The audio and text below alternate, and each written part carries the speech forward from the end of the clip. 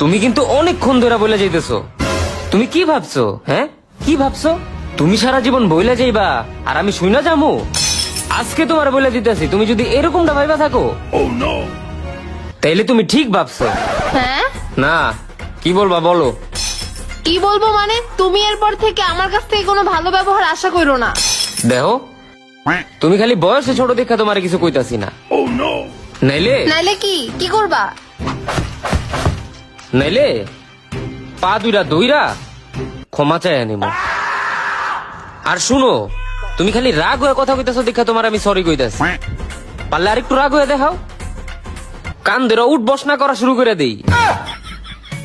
প্রত্যেক বাড়ি তুমি কান ধরো আর সব সময় সরি বলো।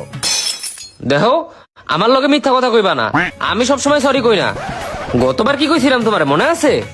বলছিলা ক্ষমা করে দাও। ওই তো